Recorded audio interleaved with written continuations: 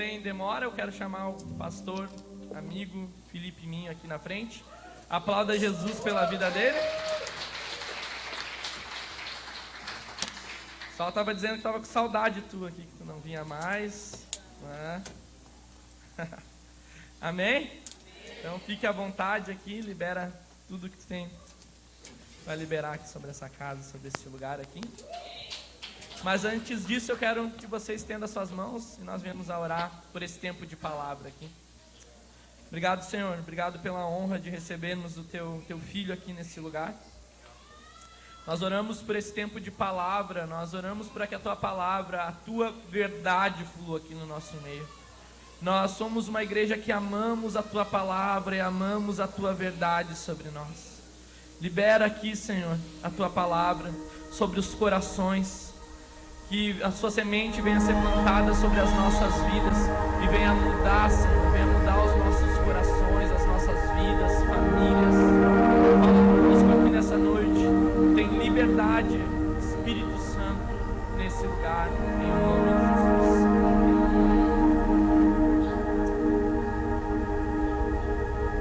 Amém. Obrigado, Marcelo.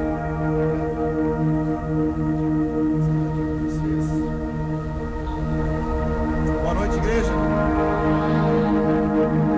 Você me ouve bem aí? Eu também estava com muita saudade de estar aqui com vocês. Tenho um carinho muito especial e vocês já sabem dessa igreja, dessa congregação. Fazia bastante tempo que vimos aqui. Um abraço para a nossa igreja católica de Porto Alegre, nós estamos muito bem. Sei que o Senhor está multiplicando vidas, almas, pessoas estão se convertendo, almas estão vindo ao Senhor, e vocês fazem parte disso também. Amém? Obrigado, eu quero que você abra a palavra de Deus no primeiro evangelho. Qual é o primeiro evangelho? É o primeiro livro do Novo Testamento. Qual é o primeiro livro do Novo Testamento? Mateus. Abra no livro de Mateus, o Evangelho de Mateus. Os 4 evangelhos. Este é o evangelho que foi escrito por São Direto Cosmos. Evangelho de Mateus. Quero te pedir que você possa abrir uma passagem que é muito conhecida. Mateus 21, 12. Mateus 21, 12. Abra aí na sua Bíblia. Ou você também pode acompanhar no telão. Caso você venha a perguntar, ou caso você venha aqui nessa noite a querer anotar aí no seu caderneta ou no seu celular, a palavra de hoje tem um nome. E talvez seja um pouco engraçada. A palavra de hoje tem o nome de fast food espiritual. E eu vou dizer o porquê, e você vai entender o porquê essa palavra tem esse nome. Mateus capítulo 21, no versículo 12, vai dizer assim: Jesus entrou no templo e expulsou todos os que estavam ali, comprando e vendendo. Derrubou as mesas dos cambistas e as cadeiras dos que vendiam pombas. Versículo 13. E lhes disse: está escrito, a minha casa será chamada casa de oração, mas vocês estão fazendo dela um covil de ladrões.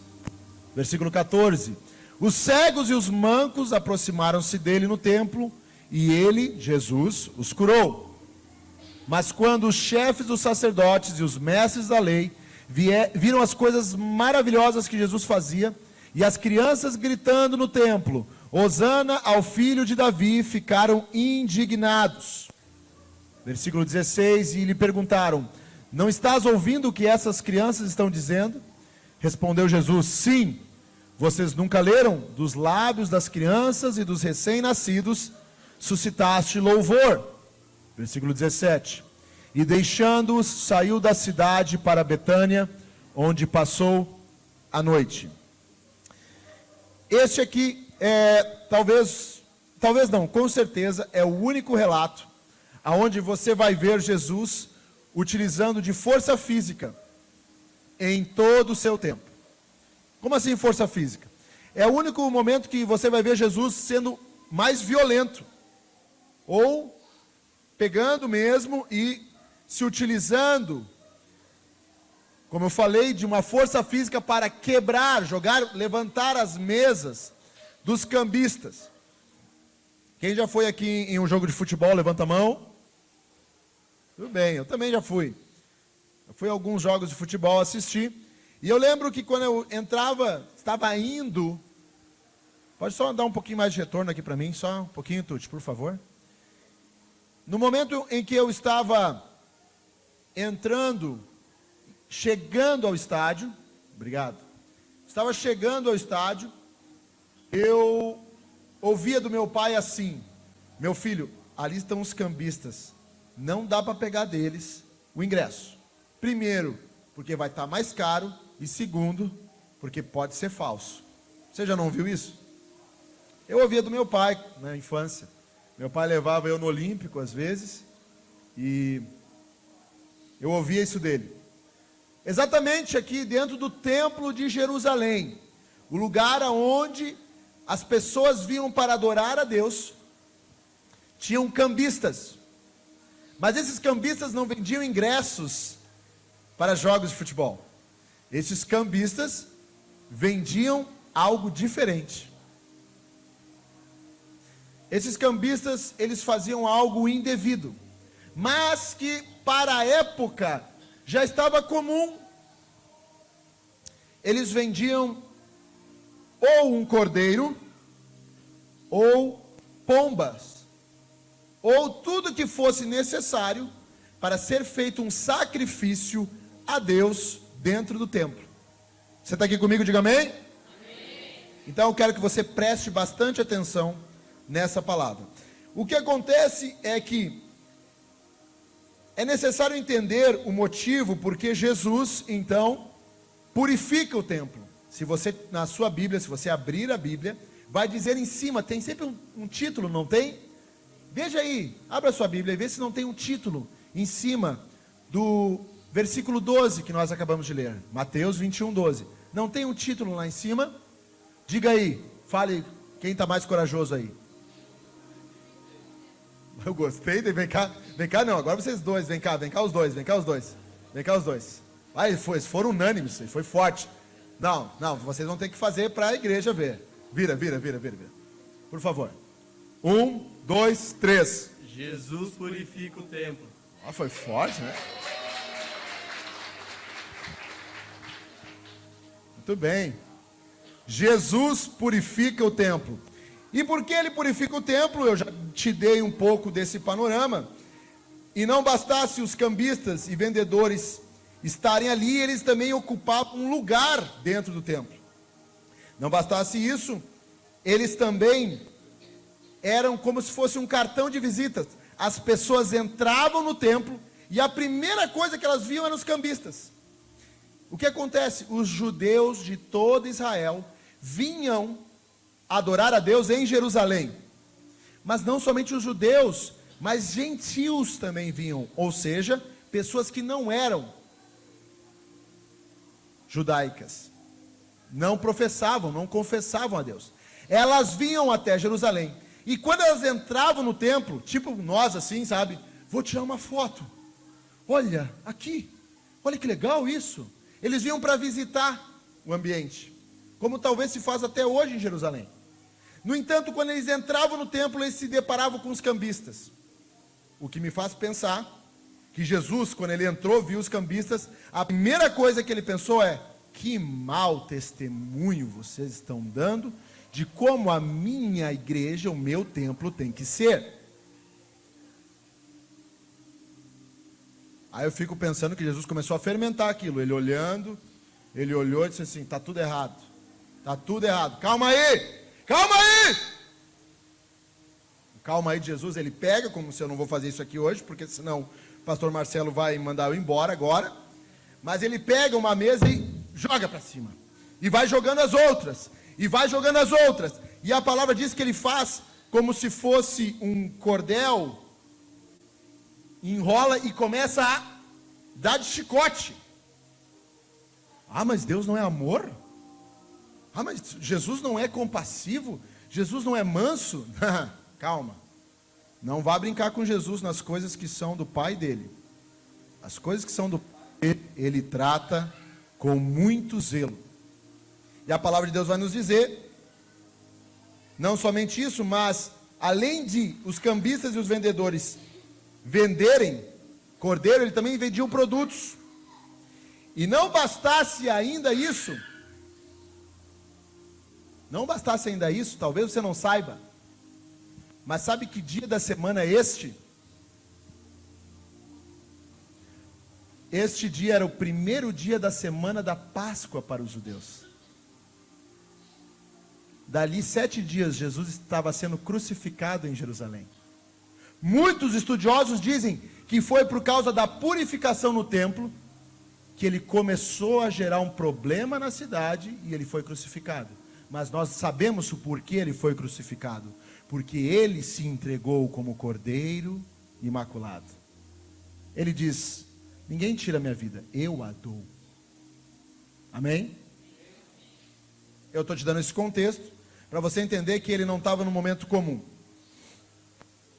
No entanto, abre para mim aí, Luiz, Isaías 56, 7, vai dizer algo, o profeta Isaías vai falar algo. Esses eu trarei ao meu santo monte e lhe darei alegria em minha casa de oração. Seus holocaustos e seus sacrifícios serão aceitos em meu altar, pois a minha casa será chamada casa de oração para todos os povos. Jesus estava citando quando ele diz: a minha casa será chamada casa de oração, mas vocês tornaram ela em um covil de ladrões. Jesus está citando Isaías 56, 7. E Jeremias 7, versículo 8. Olha o que diz também. Vamos passear na Bíblia hoje aqui, juntos. Mas vejam, vocês confiam em palavras enganosas e inúteis. Versículo 9. Vocês pensam que podem roubar e matar, cometer adultério e jurar falsamente, queimar incenso a Baal e seguir outros deuses que vocês não conheceram, e depois vir e permanecer perante mim nesse templo, que leva o meu nome, e dizer: estamos seguros para continuar com todas essas práticas repugnantes. Versículo 11. Esse templo que leva o meu nome tornou-se para vocês um covil de ladrões? Cuidado, eu mesmo estou vendo isso, declara o Senhor. Ou seja, Jesus, quando fez essa purificação do templo, ele estava citando Isaías 56 e Jeremias 7. Ele fez um paralelo. Ele mostrou o que Deus fala em Isaías e falou pelo profeta Jeremias. Está tudo bem até aqui? Ok. Amém. Mas eu quero só te mostrar algo muito interessante.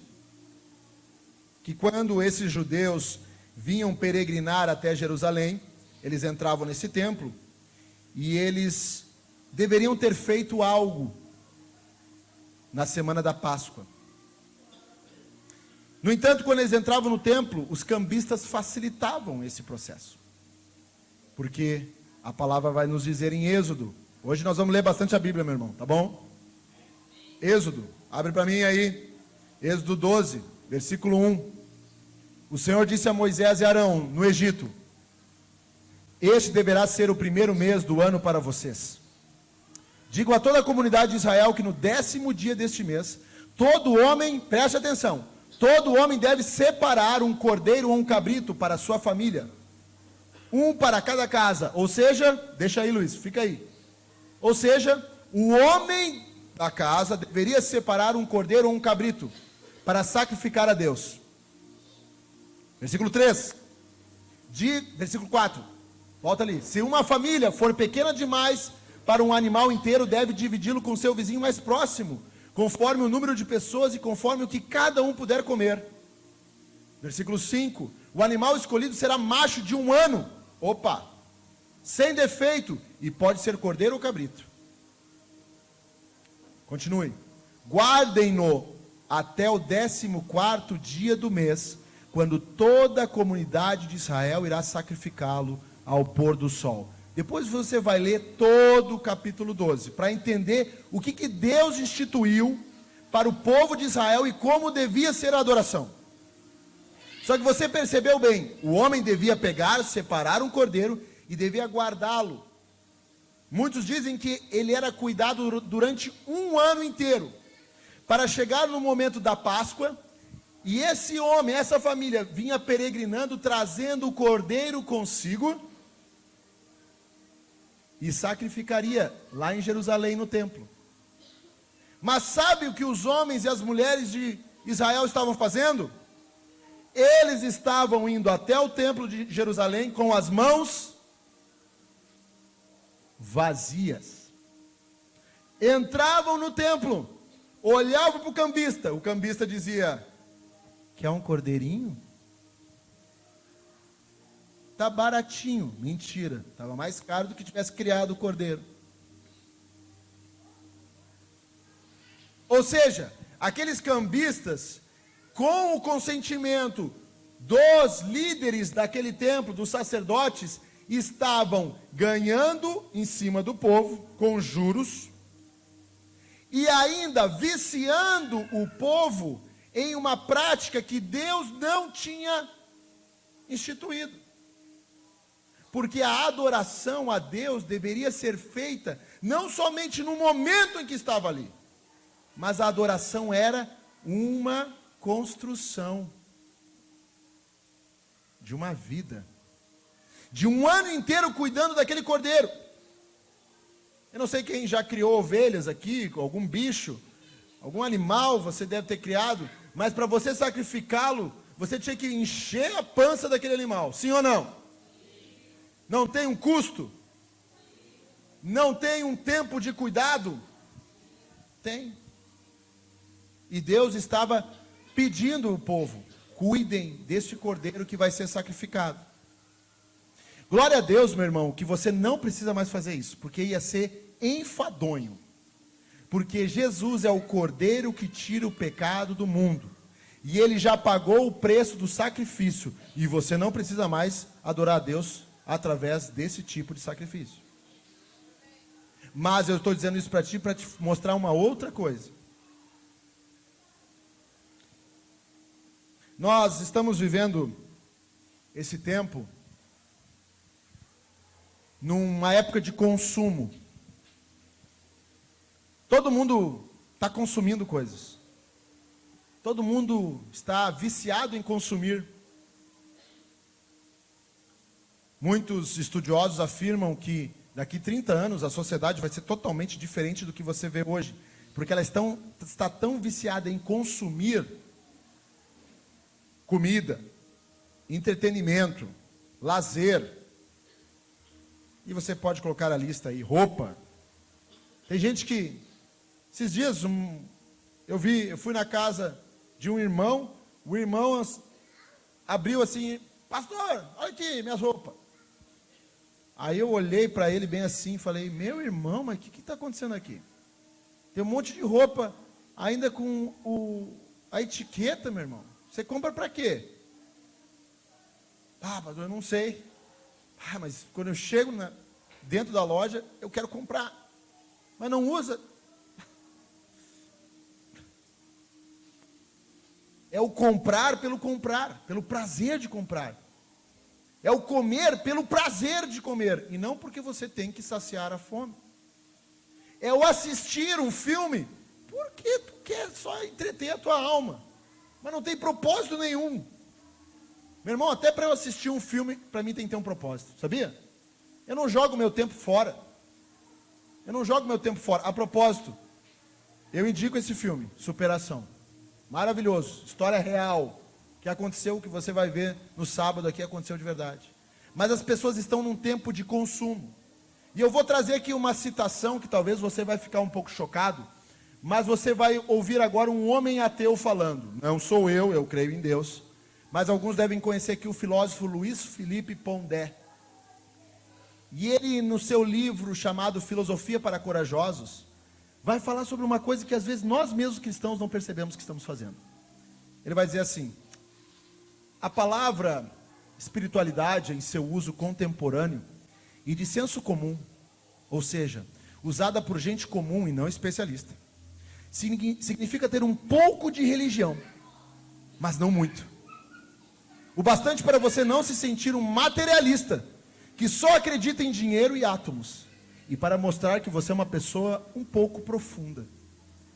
Na prática, significa quase nada. Mas essa forma de espiritualidade de consumo serve pouco na hora do vamos ver, porque não tem aquele cotidiano de que falei antes, e se faz necessário para a religião fazer efeito. A vantagem dessa espiritualidade de consumo, a leveza e a falta de compromisso institucional, que tanto atraem os mais ricos e famosos. A propósito, você vê vários ricos e famosos dizendo: virei evangélico. Duas semanas depois, estava dançando lá na escola de samba, para todo mundo ver, quase pelado. Na hora do vamos ver é sua fraqueza. Essa espiritualidade contemporânea vale tanto quanto o vento que passa. Meu irmão, isso aqui quem está falando é um ateu, mas está falando melhor que muita gente que é cristão. Sabe o que ele está dizendo? Hoje as pessoas se acostumaram com uma espiritualidade de consumo. Eu vou no lugar para consumir Deus, para consumir religião, mas eu não posso consumir tanto porque vai afetar minha vida, porque eu vou ter que largar algumas coisas que eu não quero largar. Então eu tenho que consumir o suficiente para que eu diga para os meus amigos: eu tenho fé, eu tenho uma espiritualidade, e eu acredito em Deus. Só que na hora do vamos ver, o que é a hora do vamos ver, meu irmão? É na hora do dia ruim, no dia da angústia, no dia da fraqueza, da dificuldade, no dia que você recebe aquela notícia, aonde tem um parente seu, alguém da sua família, que está diagnosticado com câncer, que está passando por um problema terrível. No dia que as coisas ficam nebulosas, naquele dia, essa espiritualidade de consumo, ela simplesmente se esvai. E as pessoas fazem o quê? Começam a dizer assim: quem é Deus? Deus é tão bom, por que Ele deixa? Porque tem fome no mundo? Se Deus existe, então é tão bom. E como eu vejo as pessoas mudarem simplesmente do dia para a noite, quando enfrentam um dia mau e a dificuldade, e começam a questionar a sua fé em Deus. Sabe por quê? Porque a sua espiritualidade ainda é uma espiritualidade de consumo. Elas não conhecem ainda Deus.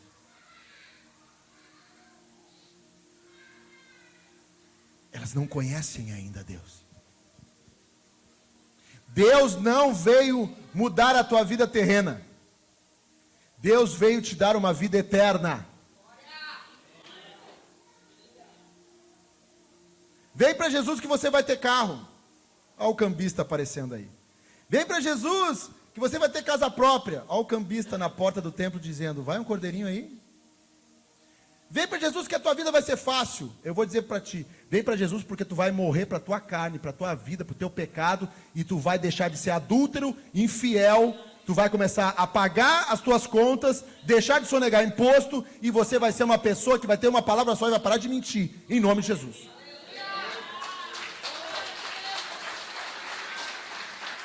Só que isso não agrada a gente que só quer consumir. Você pode entrar por essa porta e só querer consumir, meu irmão, mas não é isso que eu quero te oferecer, nem nós aqui queremos te oferecer isso. Nós estamos dizendo sobre um relacionamento íntimo, verdadeiro, com aquele que é a verdade, Jesus Cristo. Ele é a verdade, e Ele muda totalmente a nossa vida. E sabe como é que Ele muda? Dizendo para nós quem nós somos, e quem Ele é, e o que Ele quer de nós. E o que Ele quer de nós não é simplesmente dizer: eu sou evangélico, eu tenho fé. Não, Ele quer ver de nós uma vida mudada, transformada, e não pelas circunstâncias, mas pela sua palavra, que é viva e eficaz, espada de dois gumes. E sabe, essa palavra aqui nessa noite, eu não quero que nenhum de nós seja o que eu vou falar aqui, mas é para afastar bode. Afastar bode, perdão, pastor Marcelo, para afastar bode. Sabe por quê? Porque tem gente que vem na igreja e pensa que simplesmente eu estou esperando uma oração para a coisa melhorar. Eu preciso de uma bênção. É quase como se você fosse tomar um passe ali na macumba. As pessoas estão fazendo os paralelos E estão achando que a religiosidade, ela pode ser feita como você fazia antes ou em qualquer outro lugar. Ah, hoje eu vou na igreja, amanhã eu vou lá na mesa branca, na sexta-feira eu vou lá no terreiro, no outro dia eu vou lá na igreja católica, no outro dia eu vou ouvir lá o Seixonoye, no outro dia, eu vou ouvir o cara aquele lá que é bem perturbado, mas eu gosto de ouvir porque ele me ajuda a elevar a minha moral. Cara, isso é confusão. Vai ler a palavra de Deus e vai ter um relacionamento com Jesus. E ponto final. Ah, mas não está gostoso, não estou gostando disso. Não é para tu gostar. É para tu viver com Deus. E viver com Deus não agrada 100%. Mas te dá uma vida eterna. Ah, mas esse negócio de vida eterna existe? Ah, mas isso daí é conto antigo. 2000 anos essa palavra tem. Não vale.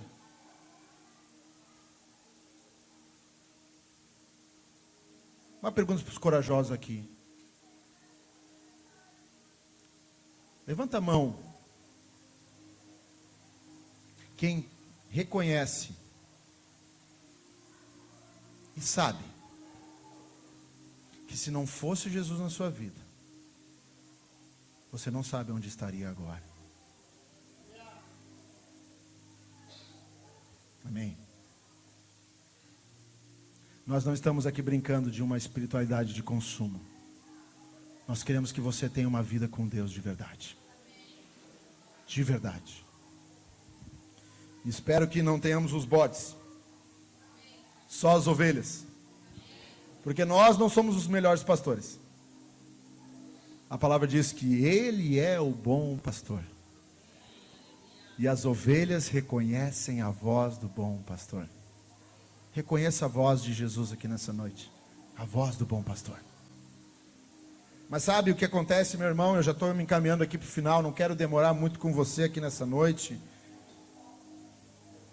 Muitas vezes quando nós não entendemos isso. Muitas vezes quando nós ficamos mesmo comendo fast food espiritual. Vou lá na igreja comer o meu Burger King espiritual. Vou lá na igreja comer o meu X. Matei a minha fome. Ouvi uma palavra que me melhorou. Segunda-feira eu começo bem. Mas porque não tem uma vida com Deus, na quarta-feira já está pedindo água. Chega na sexta-feira, já está batendo na mulher. Chega no sábado, os filhos já nem querem mais aturar. Chega no domingo e diz, preciso recarregar a bateria. Vou lá de novo no meu fast food. Quando as pessoas vivem essa vida, e longe de nós essa vida, nós temos um outro problema. 1 Coríntios capítulo 11 vai nos dizer. Versículo 28. Nos ajuda, Luiz. 1 Coríntios capítulo 11, versículo 28 nos diz assim. Examine-se, pois, o homem a si mesmo, então coma do pão e beba do cálice. Pois quem come e bebe sem discernir o corpo do Senhor, come e bebe para a sua própria condenação. Versículo 30. Por isso há entre vós fracos e doentes, e vários já dormiram.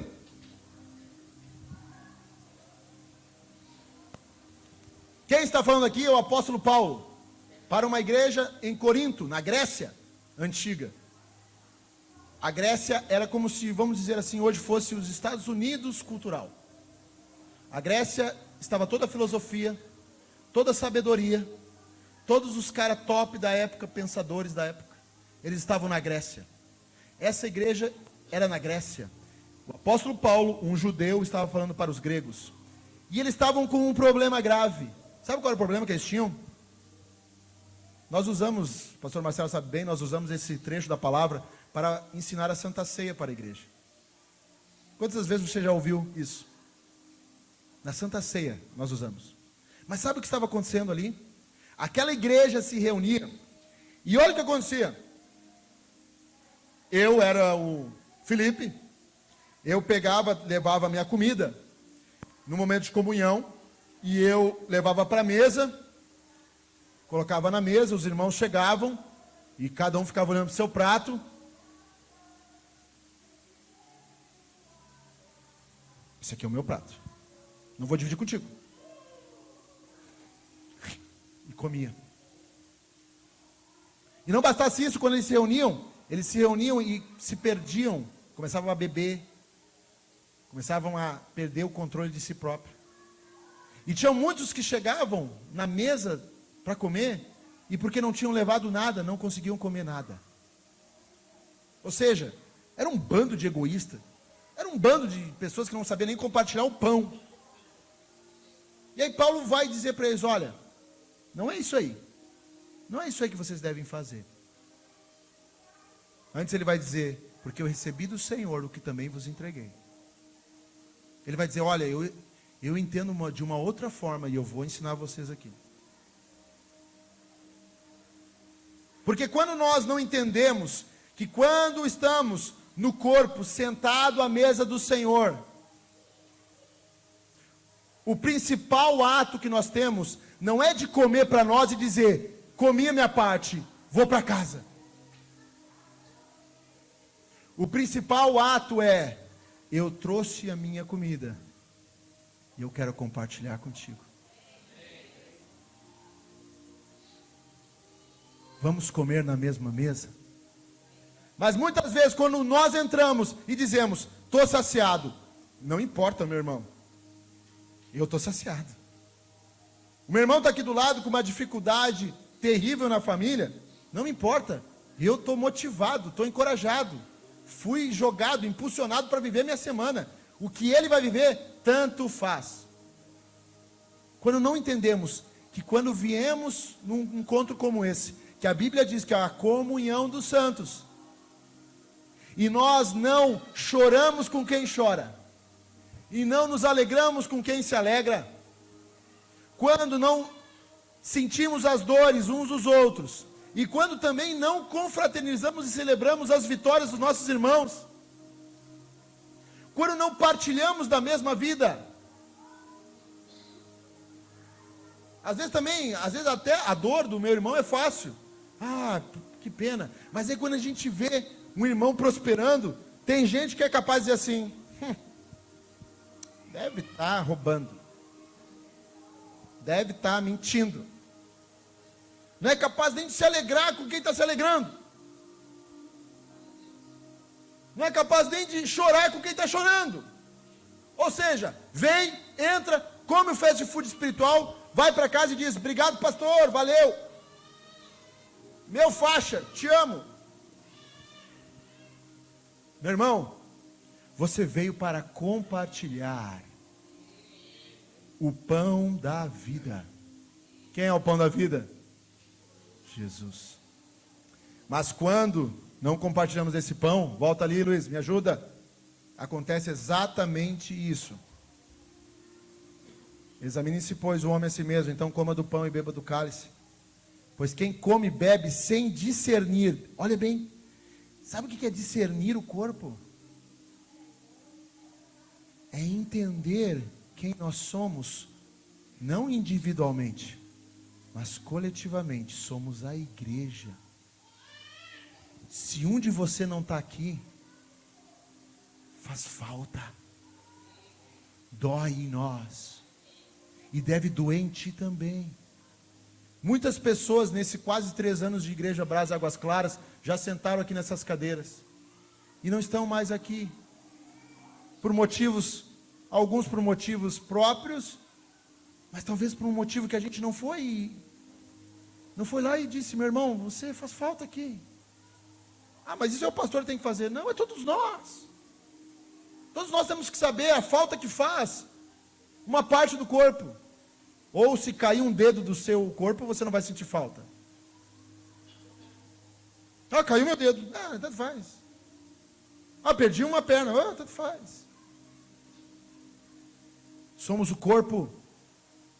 E quem come e bebe, ou seja, quem participa desse compartilhamento de vida, sem discernir o que é viver esse corpo como igreja, come e bebe para a sua própria condenação. Ou seja, lá na frente, você vai saber o que te acontece. E você não vai se ver com o diabo, não. A Bíblia diz que naquele dia, você vai estar diante do reto juiz, do advogado fiel, daquele que tem escrito na sua coxa, Rei dos Reis, Senhor dos Senhores, daquele que tem olhos de fogo, que a sua boca é uma espada afiada, daquele que monta em cima de um cavalo branco e vem cavalgando para vencer. É diante dele que a gente vai se encontrar. Seu nome, Jesus. Mas, se nós participamos dessa igreja, se nós participamos do corpo de Cristo sem discernir o que é ser igreja, nós não estamos vivendo isso de uma forma correta. E aí o último versículo diz, 30, volta no 30, perdão, 1 Coríntios 11, 30. Por isso há entre vós muitos fracos e doentes, e vários já dormiram. Mas sabe o que a gente faz quando a gente vê algum irmão fraco na fé? Eu não gosto de andar com ele, ele não é do manto, ele não é do fogo. Eu gosto de andar só com os caras do fogo. Só os caras aqui do repleplé. Só os caras que falam em língua, eu gosto de andar desse. Mas aquele irmão que está passando uma situação, está na tristeza, está na angústia, está passando por seu pior momento. A Bíblia vai nos dizer, suportai-vos uns aos outros em amor. E eu já dei esse exemplo, mas vou voltar aqui porque eu acho que o Senhor sempre me corrige a fazer isso com vocês. Vem cá, Japa e Elton. Esses dois jovens são os nossos jovens lá na igreja. Atriz. Deus está fazendo uma obra na vida desses dois aqui. O Japa se batizou quando mesmo? Setembro. O Elton? Mês passado. Glória a Deus, né? Deus está usando a vida deles já lá conosco. Mas sabe quando eu vou ser o fraco? Eles nem sabem o que eu vou fazer aqui. Vem mais perto. Eu sou seu fraco. Eu vou ser o fraco aqui na fé. Eu estou mal. Eu estou mal. Eu não entendi no que é ser igreja. Está difícil. Eu venho aqui só para tomar e consumir. Me ajuda aí, cara. Suporte. Suportai-vos. Mas sabe muitas vezes o que a gente faz? Não faça nada agora, por favor. Eu estou mal. A gente deixa o outro cair. Vai. Continua no teu ruim. Obrigado.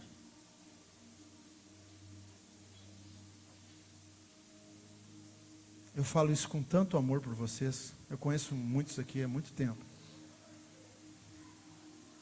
Mas a gente não veio para cá para comer fast food. A gente não veio aqui para ter uma espiritualidade só para dizer para o nosso colega que a gente é religioso, evangélico e tem fé em Deus. Nós viemos aqui para compartilhar da nossa vida. Para ter uma vida com Deus e compartilhar a vida com os nossos irmãos. E eu quero encerrar com 1 Coríntios capítulo 5. A Bíblia vai nos dizer: o orgulho de vocês não é bom. Vocês não sabem que um pouco de fermento faz toda a massa ficar fermentada? Que igreja é essa aqui? Volta ali. Que igreja é essa?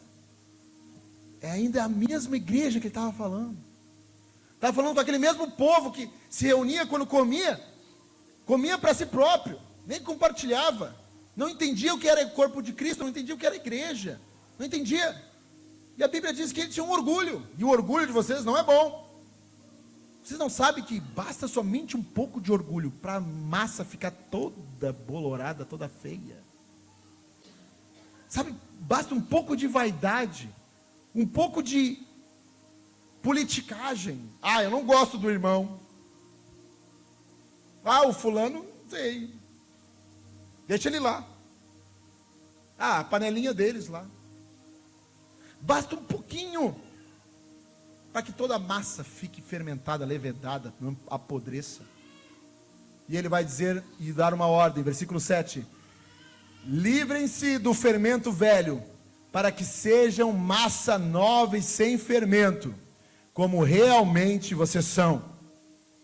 Pois Cristo, nosso Cordeiro Pascal, foi sacrificado. Aquele cordeiro que devia ser sacrificado lá naquele templo, um dia entrou naquele templo e disse: isso aqui não é desse jeito. Esse lugar é uma casa de oração. Ele entrou aqui nessa noite, não por causa de mim. Ele entrou aqui porque Ele é a palavra. Ele é a palavra de Deus. E Ele entrou aqui dizendo: esse lugar é uma casa de oração. Esse lugar é o meu corpo. Esse lugar é onde o meu sangue, nos umbrais da porta, tornam essa igreja, esse corpo, a minha manifestação na terra. E que possamos discernir o que é ser corpo. Saber que a tristeza de um, o choro de um,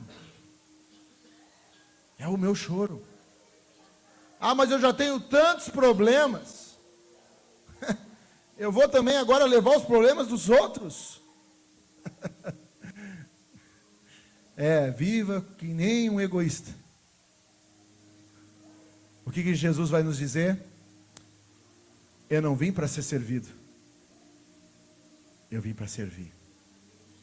Meu irmão, se o próprio Deus desceu de sua glória e disse que Ele não veio para ser servido, mas para servir,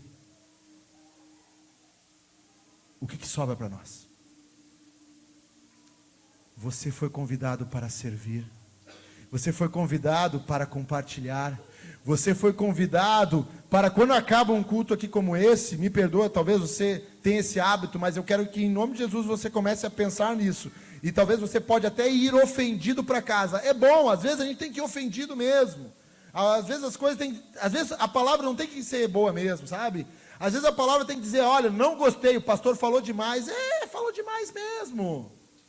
Falou demais mesmo, porque as pessoas estão se acostumando com ser afagadas no seu ego, na sua vaidade, com essa espiritualidade de consumo. Elas estão gostando disso, estão gostando de estarem toda hora sendo motivadas a viver, mas nunca transformadas para viver. Mas quando acabar um culto como esse aqui nessa noite, não saia correndo, exceto se você tem um compromisso com a sua família, claro. Mas pare, olhe para o teu irmão, pergunte, chegue para ele: meu irmão, como é que é teu nome? Como é que tu está? Está bem? Posso orar contigo? Ah não, é o pastor que tem que orar. Que isso, meu irmão? Ora com o teu irmão. Minha irmã, como é que você está? Como é que você está? Como é que você está? Bem mesmo? Porque a gente está acostumado a dizer: está tudo bem. Está tudo bem. Mas pode dizer, em alguns momentos: não está legal. Não está bem. Me ajuda, eu preciso de uma oração, eu preciso de um amparo. Me ouve um pouco aqui. Me ouve um pouco aqui, eu preciso. Mas a gente só quer falar, não quer ouvir. A gente só quer falar. A gente só quer expressar a opinião. Eu posso dizer para você, eu ouço bastante. É o meu lugar ouvir bastante. Mas não porque eu sou um pastor, mas porque eu entendi o meu lugar no corpo. E o seu lugar no corpo. O seu lugar no corpo é de servir, compartilhar da mesa do Senhor. E na mesa do Senhor, sabe o que é mais interessante? E eu quero acabar com isso, porque o Espírito Santo fala para mim isso agora. Uau, estou até impressionado com o que ele fala agora para mim. Na mesa do Senhor não é drive-thru. A mesa do Senhor não é assim. Tá pronto meu pedido? Tá? Tchau. Na mesa do Senhor, você vai ser convidado para sentar, e é Ele que senta contigo. Meu irmão, se você sair rápido da mesa com Jesus, você está perdendo uma oportunidade tão grande de olhar para aqueles olhos de amor.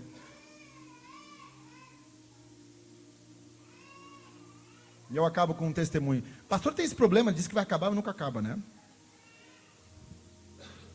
Eu acabo com um testemunho meu. Eu estava diante de uma decisão na minha vida, muito importante. Alguns já conhecem. Eu era funcionário público, eu não tinha preocupações com como é que vai ser minha aposentadoria. Eu ia receber todo mês, no mesmo dia. Não ganhava mal. Tinha comprado a minha casa própria por causa disso, tinha o meu carrinho.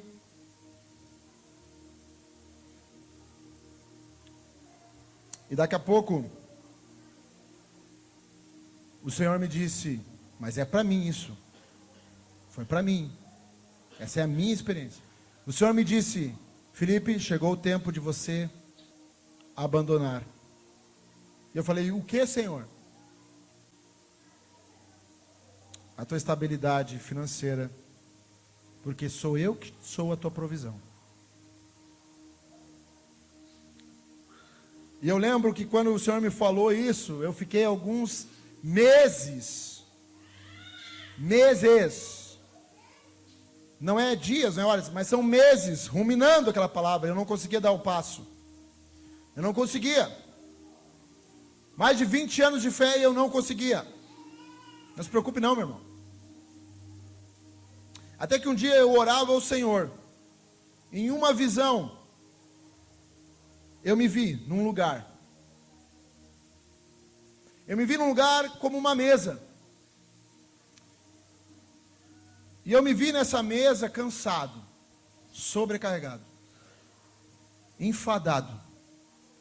Eu me vi assim. Sabe quando você chega depois de um dia de trabalho, e você encontra a mesa da sua casa, às vezes você só fica meio assim, olhando para o nada. Os homens têm isso aí, né? Muito, né? Para o nada. Estão vendo a TV, a esposa diz, o que está vendo? Nada. Eu estava ali cansado, me vi nessa visão.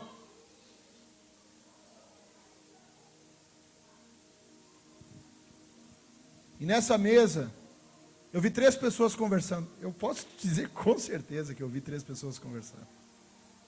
E eu ouvi elas rindo. Eu achei estranho. Eu estava chorando, cansado. Não sabia o que fazer.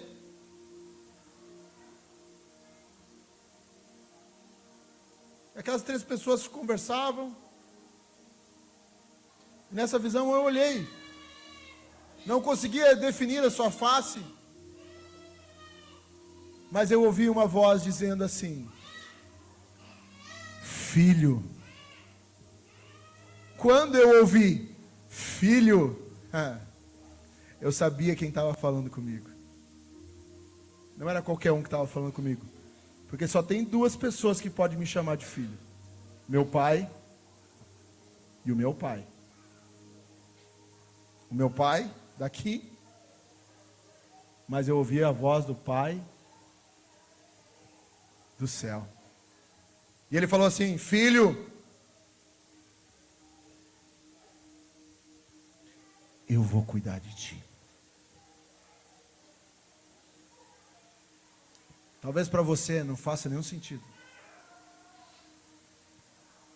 Mas diante das tuas dificuldades e tempestades da vida, só basta você saber que Ele vai cuidar de ti. Não significa que tempestade não vai bater no teu barco. Não significa que a doença não vai chegar na tua casa. Não significa que você vai ter dinheiro sempre. Não.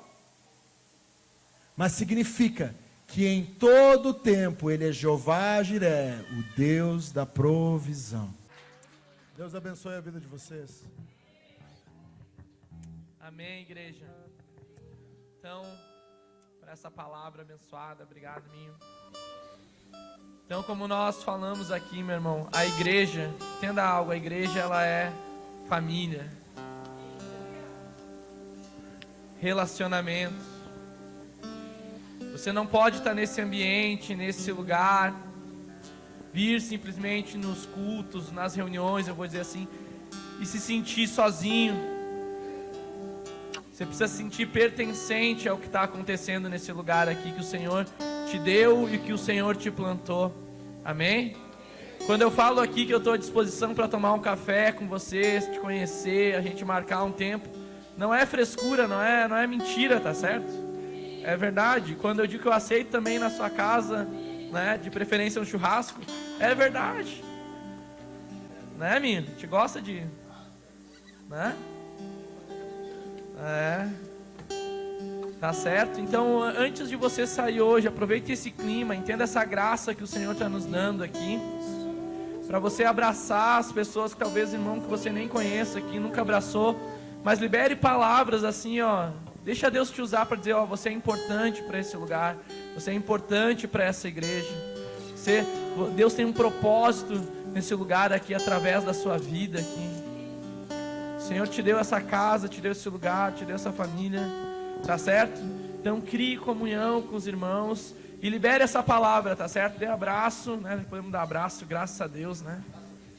E poder dizer que essa pessoa, esse irmão, essa irmã, ela é importante, faz falta. Deus tem um propósito e por isso te trouxe nesse lugar, amém? Se você está brigado com alguém aí também, hoje é dia de pedir perdão e se ajeitar aí, isso é família, isso é igreja, tá certo? Amém. Estamos encerrados. Tenha uma semana abençoada por Jesus.